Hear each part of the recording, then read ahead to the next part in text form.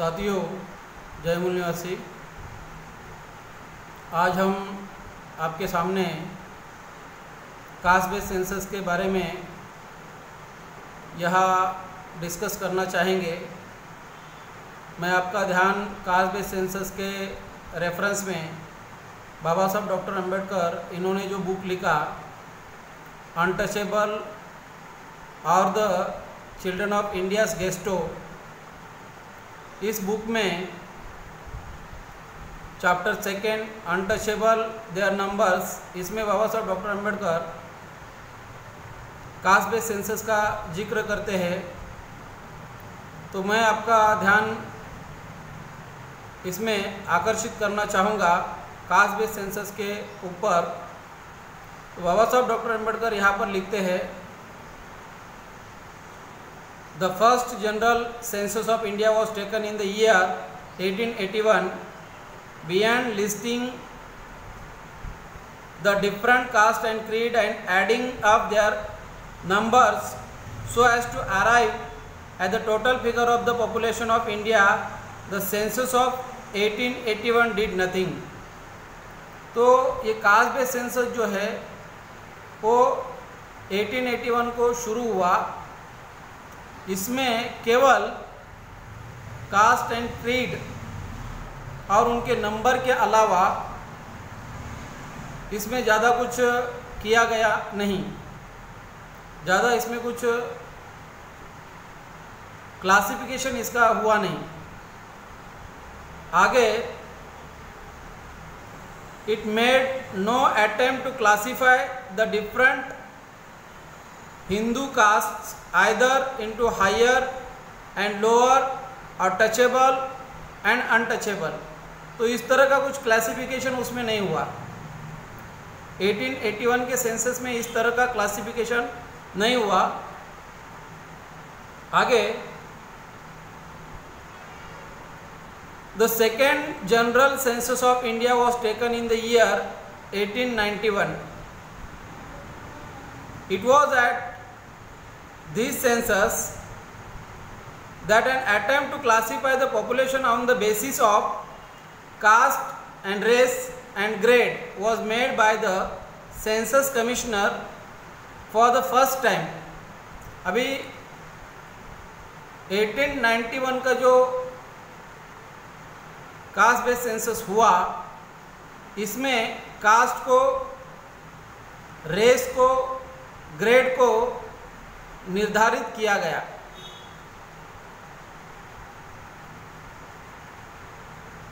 But it was only an attempt, लेकिन ये केवल प्रयास था।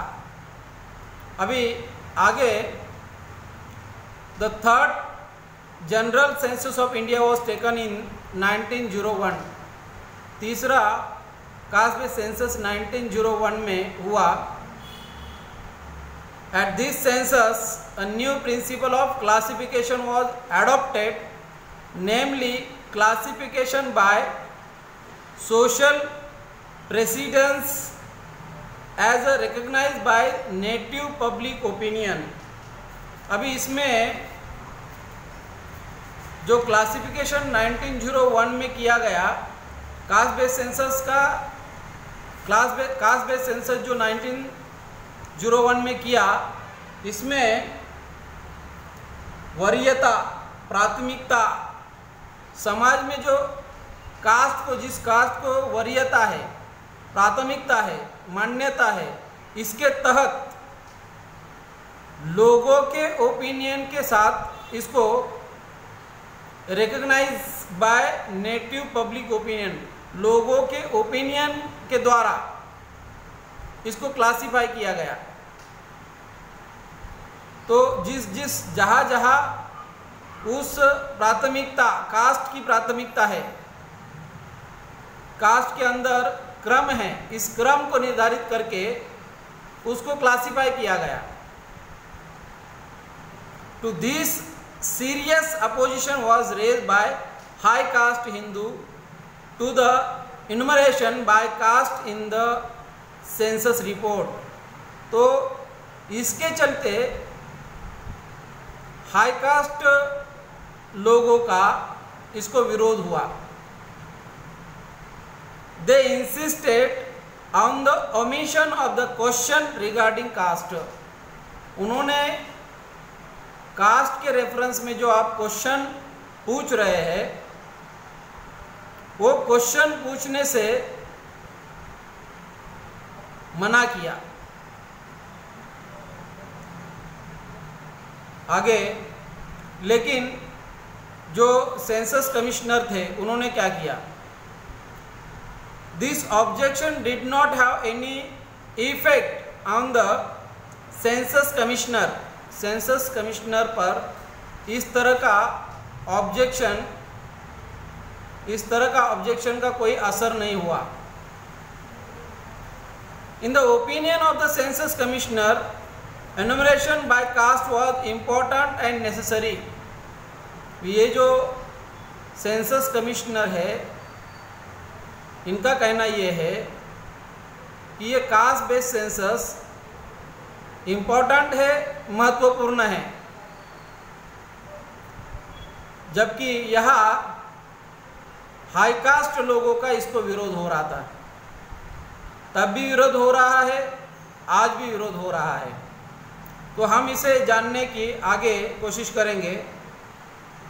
बाबा साहब लिखते हैं, every Hindu is born into a caste and his caste determines his religious, social, economic and domestic life from the cradle to the grave.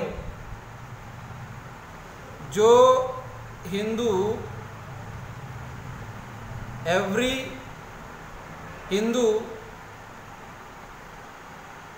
Is born into a caste, जो caste में पैदा हुआ, and his caste determines his religious, उसका caste निर्धारित करता है उसका religious status, उसका सोशल स्टेटस, उसका इकोनॉमिक स्टेटस, उसका domestic status, domestic life, religious, social, economic and domestic life, ये कास्ट निर्धारित करता है। तो आगे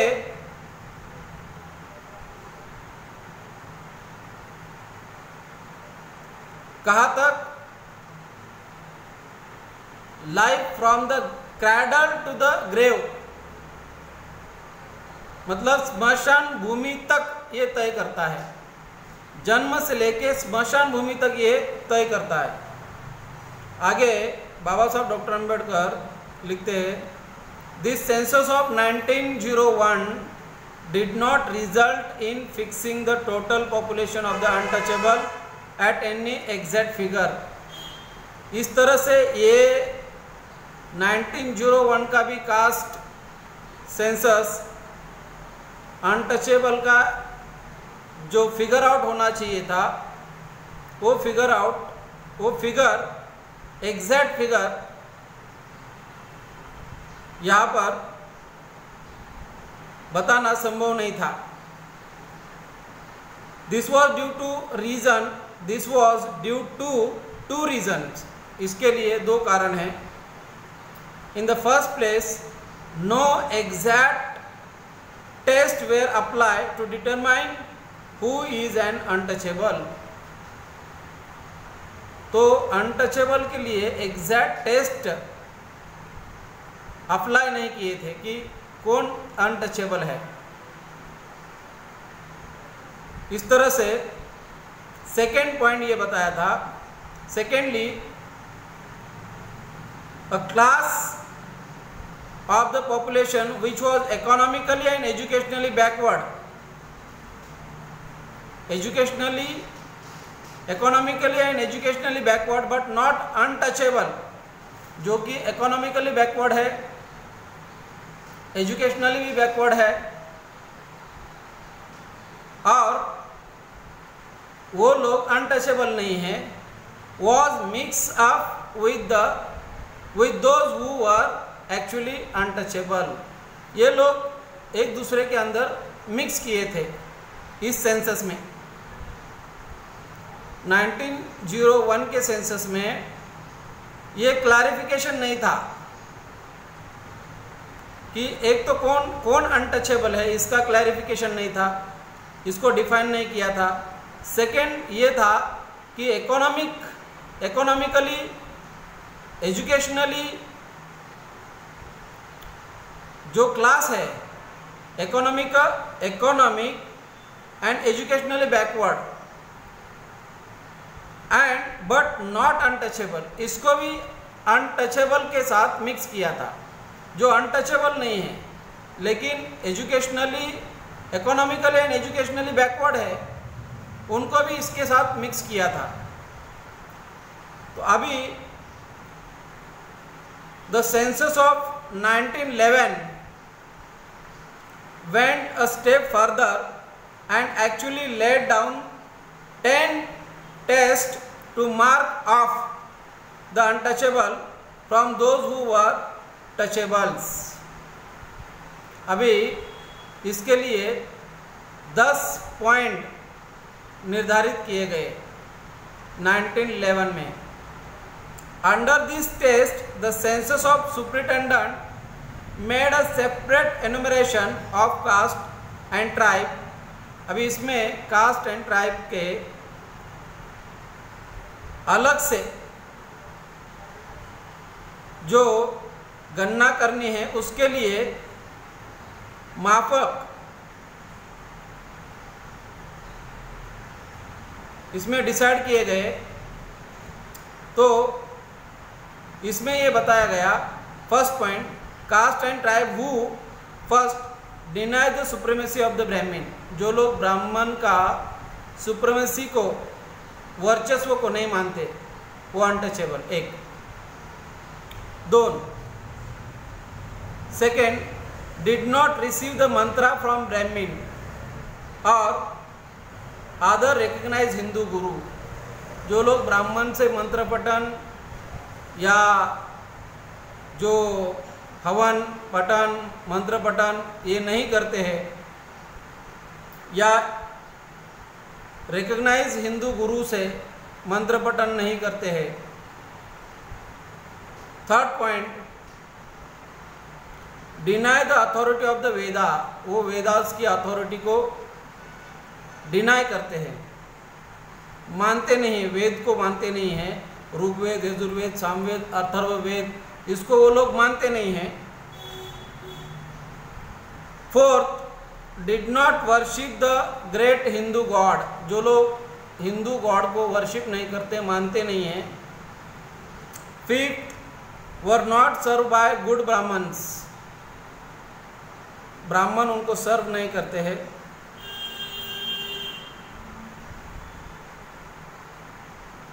six, have no Brahmin priest at all, उनका कोई पुजारी या महंत ब्राह्मण नहीं है।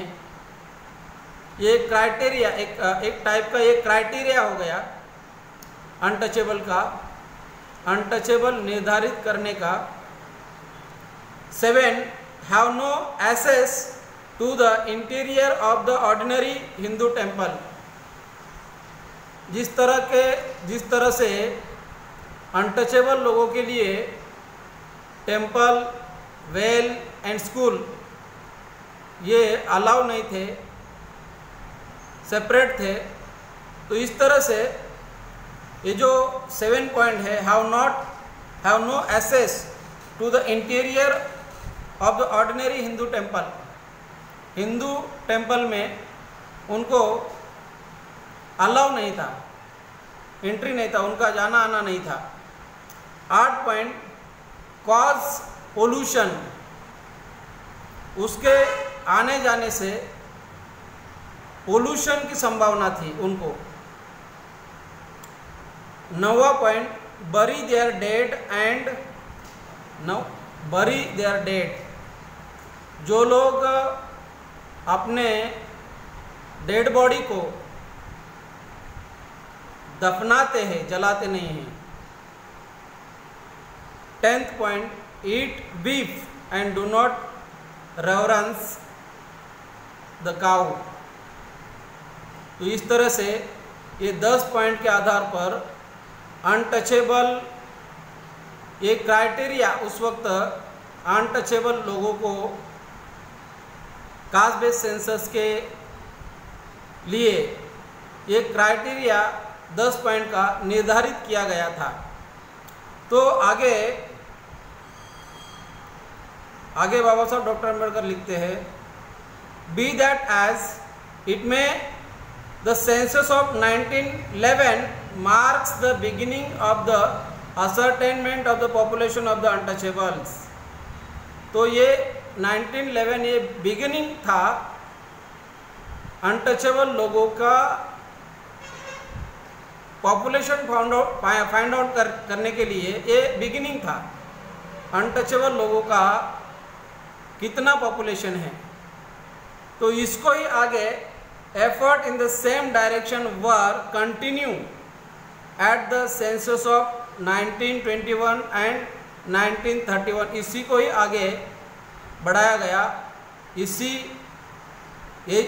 तरह का जो क्राइटेरिया है, इसी को ही आगे ये 10 पॉइंट जो है, 10 पॉइंट के माध्यम से इसी को ही आगे बढ़ाते हुए 1921 को इसी को आधार बनाकर अनटचेबल लोगों को काउंट किया गया। 1931 में भी काउंट किया गया। आगे बाबा साहब डॉक्टर अम्बेडकर लिखते हैं, the census of 1941 must be left out of consideration. It was taken during the war and it was a sort of rough measure. ये रफ मेजर था। इस तरह से कास्ट बेस्ड सेंसस में 1881 से लेके 1941 तक का जो कास्ट बेस्ड सेंसस है, इस तरह से कास्ट बेस्ड सेंसस हुआ। इसमें खास बताने वाली बात यह है कि जो कास्ट बेस्ड सेंसस होने के बाद 1935 के बाद 1935 को सेकेंड इंडिया एक्ट के तहत शेड्यूल कास्ट को एज अ अनटचेबल को, आउटकास्ट लोगों को शेड्यूल कास्ट का स्टेटस प्राप्त हुआ। यह आज के इस वीडियो में, इस संदर्भ में अगर देखा जाए तो ये बुक के रेफरेंस में इतनी ही बात यहाँ पर है। और इस आधार पर SC, ST, OBC का भी इसी तरह से कास्ट बेस्ड सेंसस के आधार पर, जातिगत जनगणना के आधार पर जनगणना होनी चाहिए थी। जबकि 1951 से लेके 2011 तक जातिगत जनगणना, OBC की जाति आधारित जनगणना नहीं हुई। इसके लिए कल जो मैंने प्राइम मिनिस्टर बताया था, प्राइम मिनिस्टर का टेन्योर बताया था, मतलब 1952 के बाद जितने भी प्राइम मिनिस्टर है, जो प्राइम मिनिस्टर 5 साल जिन्होंने कंप्लीट किए, वो सारे के सारे प्राइम मिनिस्टर ब्राह्मण ही हैं। 1952 के बाद जिन लोगों ने 5 साल का टर्म कंप्लीट किया, चाहे वो पंडित जवाहरलाल नेहरू हो, चाहे वो इंदिरा गांधी हो, चाहे वो PV नरसिम्हा राव हो, चाहे वो अटल बिहारी वाजपेयी हो, मनमोहन सिंह खत्री है, और अभी जो प्राइम मिनिस्टर है नरेंद्र मोदी, ये नॉमिनेटेड है। एक्चुअल प्राइम मिनिस्टर तो मोहन भागवत है।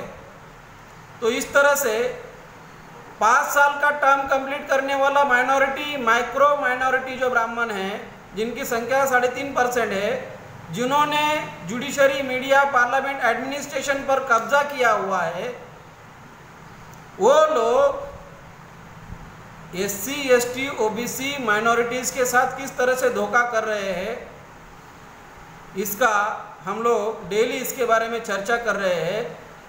ये सारा 1947 में ब्राह्मणों ने आज़ादी, जिसको सो कॉल आज़ादी बोल रहे हैं, फ्रीडम ऑफ द कंट्री, तो जुडिशरी, मीडिया, पार्लियामेंट, एडमिनिस्ट्रेशन पर कंट्रोल करने के बाद ये सारा संभव हुआ।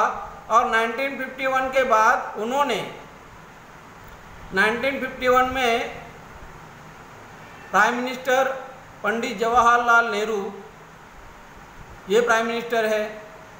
1961 में भी, जहाँ कास्ट बेस्ड सेंसस का, जिस साल में हर 10 साल के बाद कास्ट बेस्ड सेंसस होना चाहिए, उस साल में, उसी साल में कास्ट बेस्ड सेंसस के दौरान, उसी साल में प्राइम मिनिस्टर कौन है? तो ब्राह्मण है।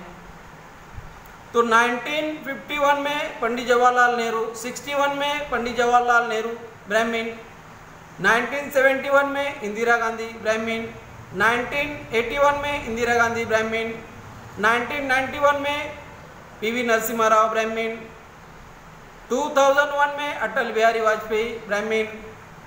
जब जब कास्ट बेस्ड सेंसस होना है उस वक्त प्राइम मिनिस्टर ब्राह्मण है। 2011 prime minister PV Manmohan Singh, ये खत्री है।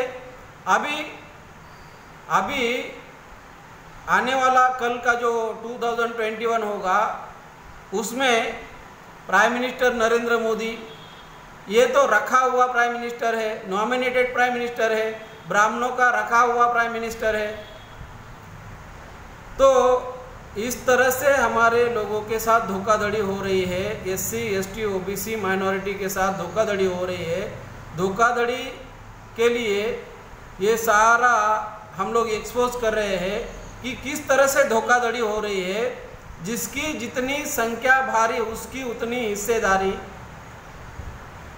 के तहत, और वोट हमारा, राज तुम्हारा नहीं चलेगा, यह हमारे लोगों को समझना होगा।